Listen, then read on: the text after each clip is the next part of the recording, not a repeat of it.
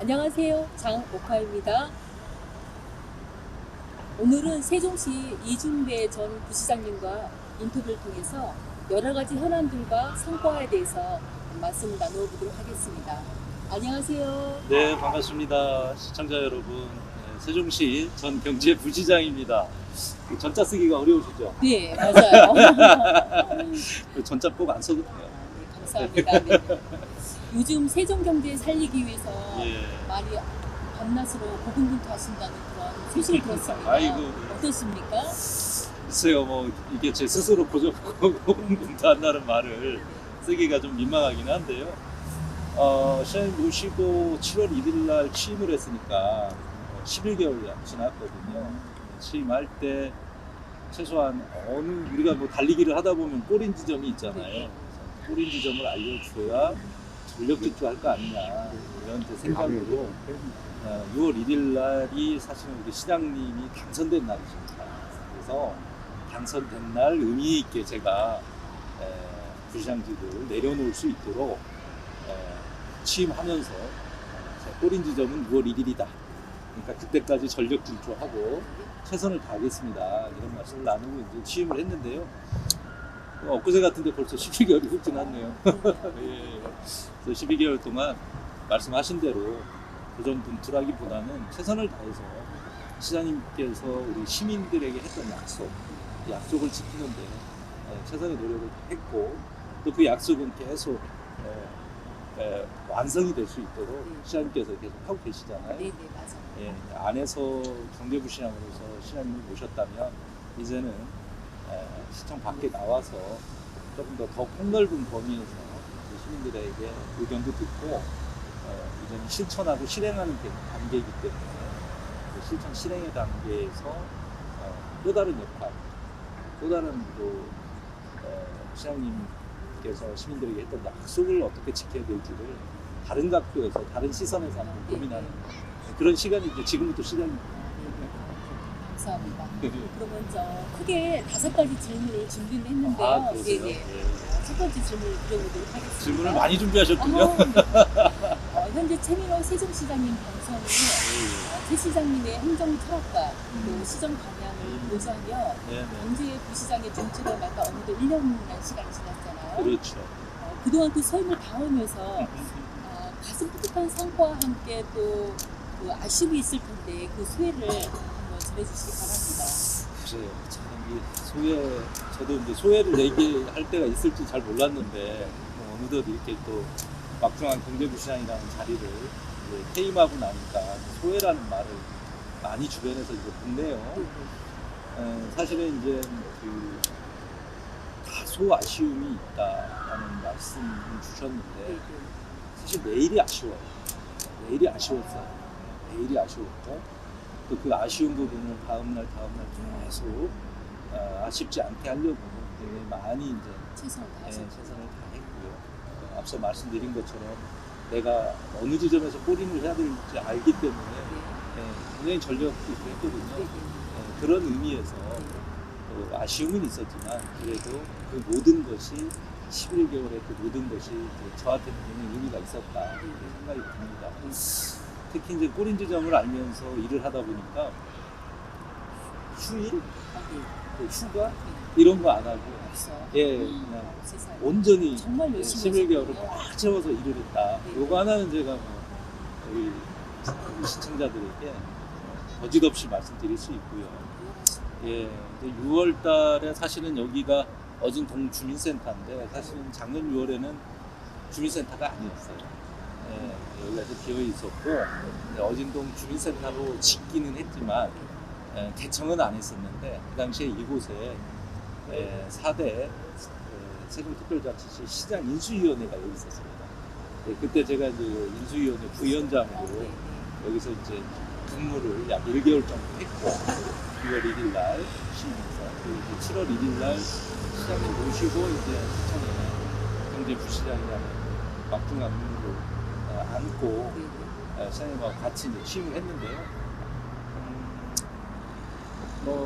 아쉬워하시는 분들은 11개월 굉장히 짧게 보시는데 그러니까요. 맞아요. 저는 또 나름 또 그렇게 짧지 않았습니다. 왜냐하면 해야 될 일이 많이 있었기 때문에 하루하루가 굉장히 저한테는 소중했어요. 그래서 시민들께 우리 시장님께서 했던 약속들 이거를 어떻게 실행으로 옮길 것인가 이런 것들을 이제 잘 11개월 동안 준비했고 준비된 것이 이제 83회 정례 중이거든요. 의회가 지금 열려 있습니다. 그래서 의회에서 이제 그런 예산부터 그리고 실행을 하기 위한 다양한 이제 그 계획 같은 것들이 이제 제가 해야 될 일이었는데 그런 것들이 잘 마무리가 됐고요.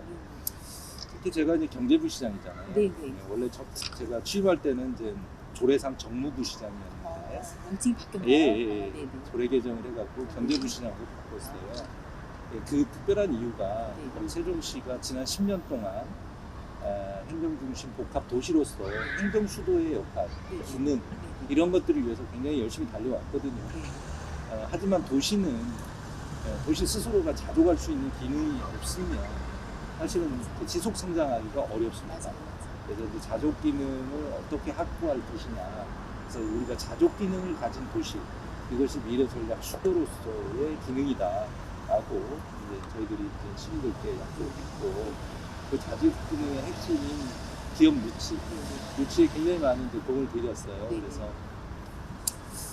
KTNG를 비롯해서 약 27개 중견 대기업들을 저희들이 유치를 했고, 투자액으로는 한 1조 4천억 정도, 고용으로는 한 3,200명 정도 이렇게 고용이 됐습니다. 결국은 이제 이런 부분들이 세수의 어떤 기대도 있지만 그 근무하시는 종사자들이 우리 이 이제 정주를 하면서 사용하는 경제적인 이제 소비가 있잖아요. 이런 것들이 우리 시에 활력을 불어넣을 수 있는 그런 어떤 기대가 있고요.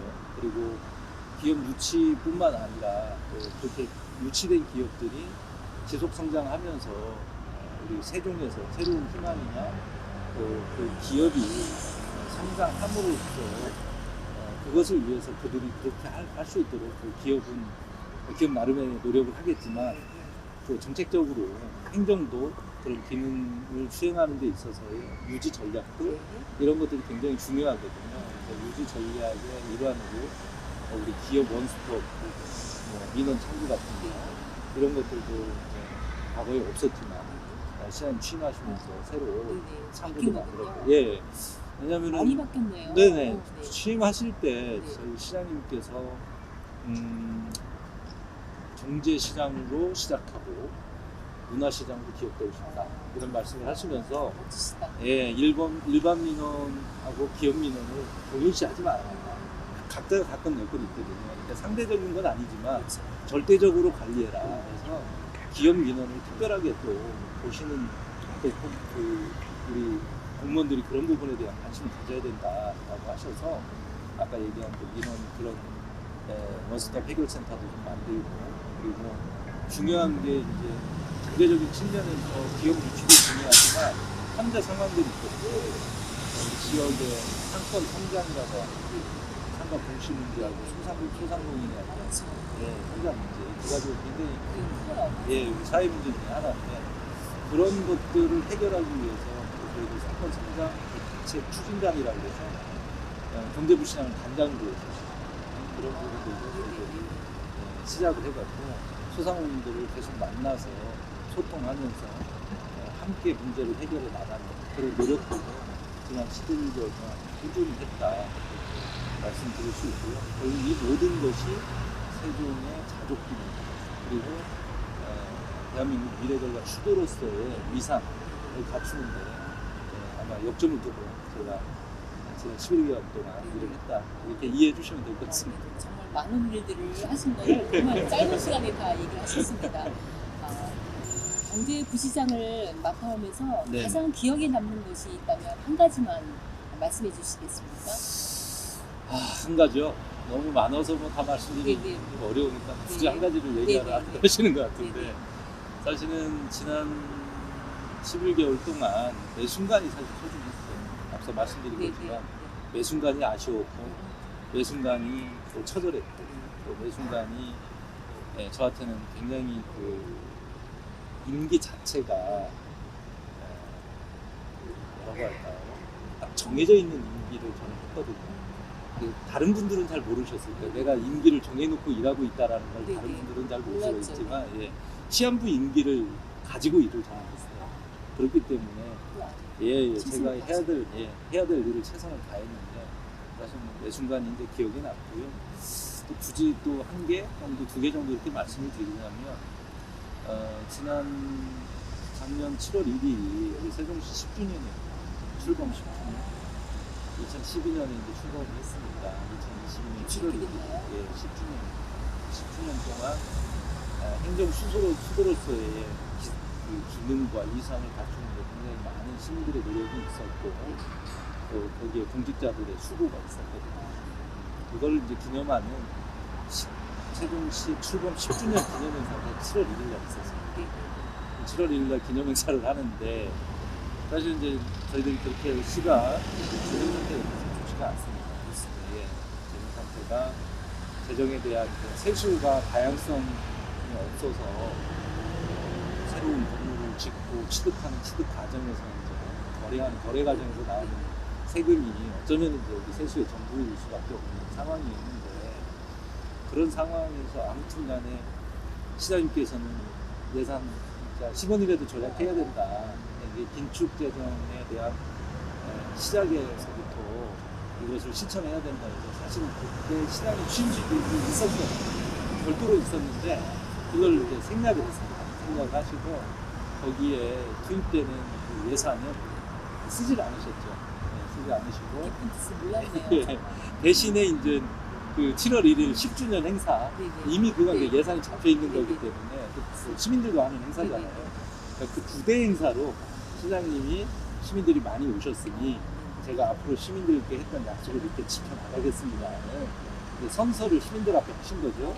그 순간이 저한테는 굉장히 뿌듯했고 막 심쿵한다고 하잖아요.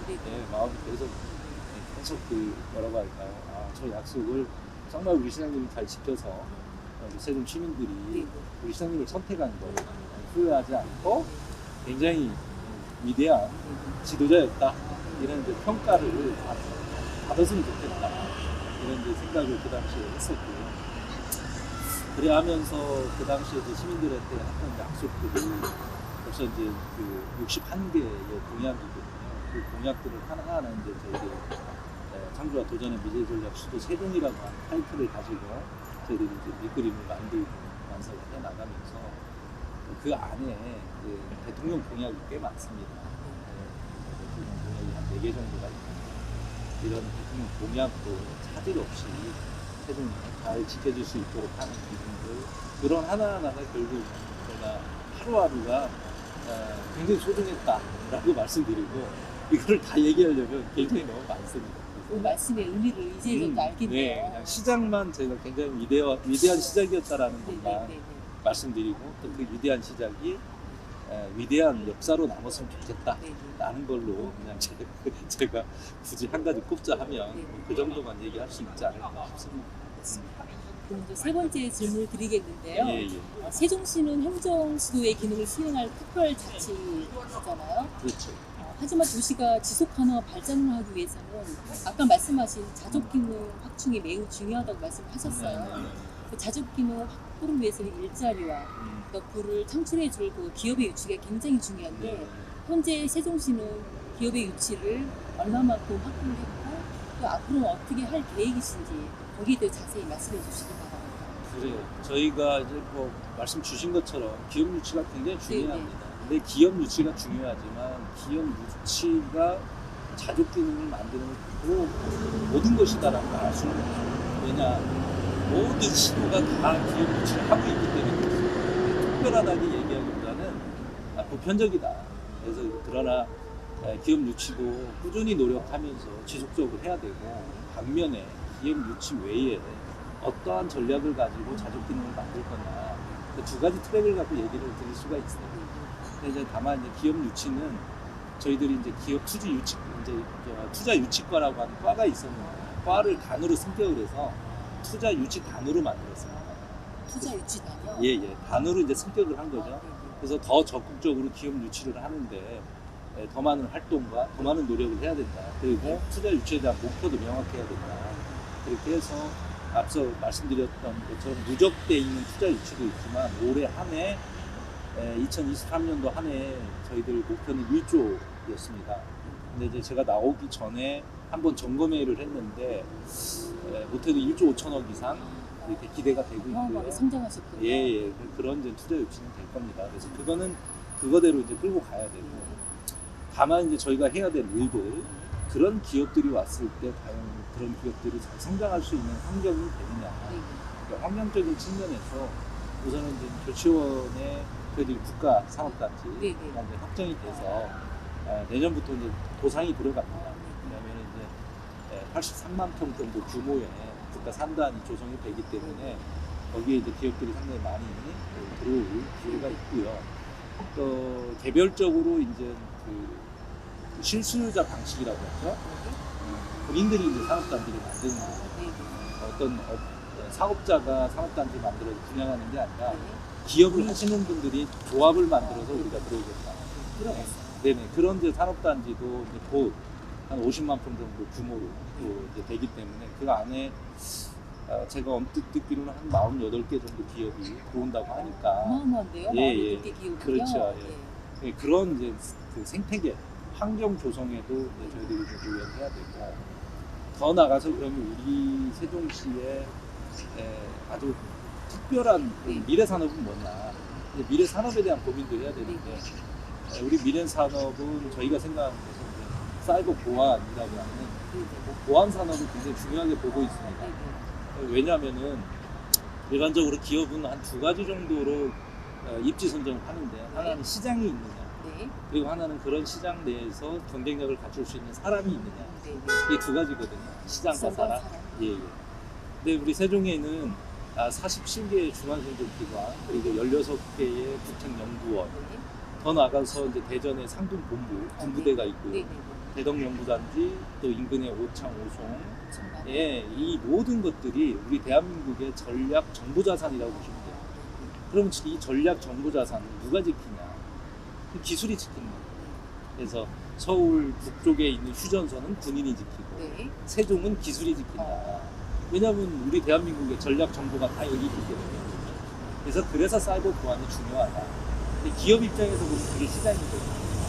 그래서 그런 사이버 보안 관련 기업들이 많이 올 수 있도록 그런 부분에 대해서도 관심을 갖고 저희들이 미래 산업으로 육성을 하려고 하고 있고, 그 안에 굉장히 중요한 핵심 기술이 있는데 그게 퀀텀 컴퓨터라고 하는 양자 컴퓨터입니다. 들어봤어요, 양자 컴퓨터. 그래서 우리 양자 컴퓨터가 결국은 미래의 게임 체인저 역할을 할 거다. 그래서 저희들도 미리 이 양자 컴퓨터를 이런 원천 기술을 미중이라고 하는 굉장히 앞서가고 있는 선진국도 있지만 우리가 그랬듯이 거기에 분명 핵심적인 부분들 어떤 파트는 우리 세종에서 만들어지고 세종에서 결국은 그것이 현실화될 때, 그래서 미래전략 수도의 핵심은 우리 도시자족 기능도 있지만 대한민국의 미래 먹거리를 만들어내야 되는 게 수도의 기능이니, 그런 측면에서도 이렇게 좀 해석을 해주시고 이해를 해주시면 현재 그리고 앞으로 우리가 당장 해야 될 일들, 계획과 일, 그리고 미래에 대한 계획, 이 정도 이렇게 얘기하면 아마 이해되셨나요? 네네. 어마어마한 그 비밀을 갖고 있군요. 세종시에 대해. 그럼요. 그래서 여기는 이제 우리 시민들은 수도 시민입니다. 수도 시민으로서의 그 위상을 갖고 계신 거고요. 여느 도시하고는 다르다 보시면 됩니다. 자부심 갖고 또 앞으로 기대하셔도 세종의 미래는 대한민국의 미래와 같이 이렇게 연결되어 있다는 것만 아셔도 굉장히 이렇게 뿌듯하실 거라고 생각해요. 무슨 세종 특별자치신가요? 그렇죠. 특별하니까? 특별한 그러니까. 그렇습니다. 네 번째 질문을 드리겠는데요. KTX 세종역 그 신설 문제가 지금 현재 현안으로 남아 있습니다. 최민호 시장님께서도 여기를 갖고 추진하고 계신데, 이 중국과의 어떤 이해관계가 달라서 좀 어려움을 겪고 있는데, 이 현안을 어떻게 키워갈 것인지 한번 말씀해 주시기 바랍니다. 저는 좀 생각이 약간 다른데요. 이해관계가 있다. 지금 그런 문제가 좀 지역 간의 어떤 갈등의 네. 어떤 상황이다 이렇게 네. 이제 보시는 분들도 있긴 맞아요. 해요. 네. 네. 근데 저는 뭐 그런 갈등 상황은 아니다. 이제 감정적으로 갈등이 보시는군요. 예, 갈등이 봉합되는 상황이고 그 갈등이 될 만한 그 이슈들이 있었는데 네. 그런 것들이 이제 해결되고 아. 있기 때문에 큰 틀에서 보면은 이제는 오히려 그게 해결됐습니다라고 하는 부분에 대한 설명이 필요할 때고 그 특히나 이해관계에 있는 충북의 또 청주 시민들에게 자 이제는 오송역이 군기역으로서 위상을 갖췄고 그 위상에 맞게끔 활성화가 됐다라는 것들은 이제 아마 우리 청주 시민들이 아실 거예요. 왜냐하면 작년 한 해 이제 1,000만 명 가까운 이용객 수가 이제 확인이 됐고 또 명실상부하게 누가 뭐라 그래도 대한민국의 군기역 아니겠습니까? 그렇죠. 예. 맞아요. 우리가 하려고 하는 것은 그 지선에 있는 호남선에 역을 하나 만드는 겁니다. 그 역이 세종시뿐만 아니라 어쩌면 시민들을 위한 것일 수는 있는데 네. 그 안을 조금 더 깊이 들여다보면 세종시를 오시는 분들을 위한 인바운딩을 위한 네. 네. 그런 부분들이 더 훨씬 기대 효과가 크다는 거예요. 그래서 저희들이 국회의사당이 이전이 되고 또 대통령 직무실이 내려오고 네. 또 25년도 국제정원 도시박람회가 있고 또 27년도에 아까 세계 학예 유니버시아드 네, 네, 네. 대학 경기대회가 있습니다. 이런 대회를 다 유치하고 충청권이 전체적으로 메가시티의 단일 경제권으로 만들기 위해서는 교통경제권이 만들어져야 되거든요. 그래서 세종역도 만들고 지금 대전에서 출발해서 세종을 통과해갖고 청주공항으로 가는 광역철도가 또 그 순서를 내거든요. 그 광역철도의 청주를 통과하는 구간을 우리가 지하화하자. 그래서 세종 시민들도 아니 이미 이제 발표했어요. 이건 대통령께서 약속을 하셨고 그래서 청주 도심 통과를 지하화해서 청주 시민들도 이제는 지하철 시대를 열고 청주공항이라고 명명을 했지만 실질적으로 그러면 춘천공항이거든요. 춘천의 이 중부 내륙의 내륙공항입니다. 그래서 저는 거꾸로 뭐 KTX 얘기를 하기 전에 청주공항도 지금 이제 군공항으로 같이 병행해서 이용하다 보니까 대형 화물기가 내리기가 어려워요. 물류공항도 돼야 되는데 저는 오히려 활주로를 2개 정도 더 만들어줘야 된다 청주공항에.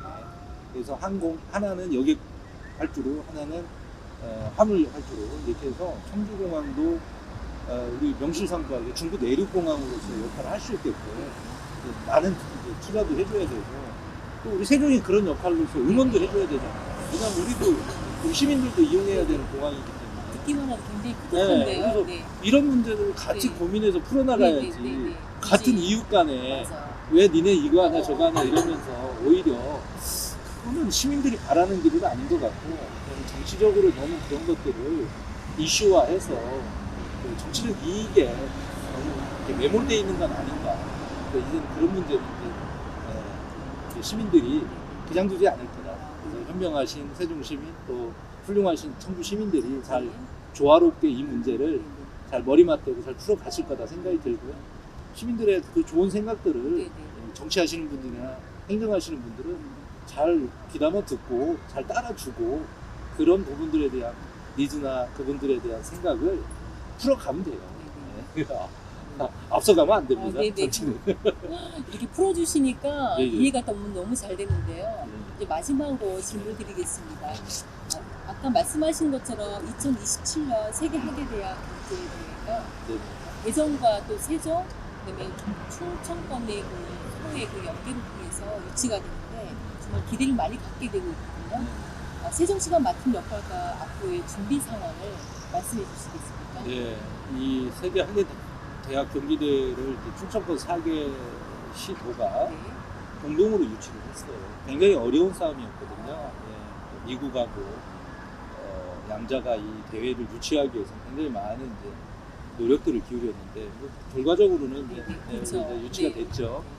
그럼 굉장히 이제 큰 업적이고 또 그거는 뭐 지금을 떠나서 과거부터 현재까지 해왔던 많은 수고와 노력들 모두가 이제 함께 평가를 받으면 좋을 것 같아요. 기대가 돼요. 네, 맞습니다. 되고 아마 이게 이제 충청권 메가시티의 굉장히 큰 발판이 될 거예요. 아마 그것이 충청권이 공동으로 하는 프로젝트 중 굉장히 큰 프로젝트입니다. 그래서 그런 부분들은 아마 잘 이제 저희들이 그 사무국도 만들고 또 사무국이 또 세종시에 있어요. 그래서 이제 네네. 사무처도 그렇고 이제 그런 것들이 다 잘 될 거고요. 그리고 4개 시도 지사님들, 네네. 시장 지사님들이 굉장히 친해요. 아, 제가 가까이서 네네. 본 네 분은 굉장히 친하십니다. 그래서 뭔가 이렇게 갈등을 만들기보다는 서로 협력하는 쪽에 네네. 굉장히 잘 하실 거예요.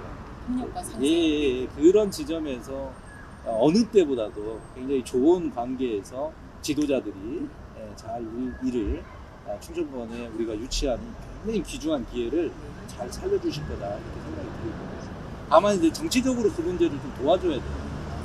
특히 이제 세종은 저희들이 승부, 탁구 이런 그 구기 종목을 개최하거든요. 이제 육상, 마라톤 마지막 경기를 하는데 왜 하냐?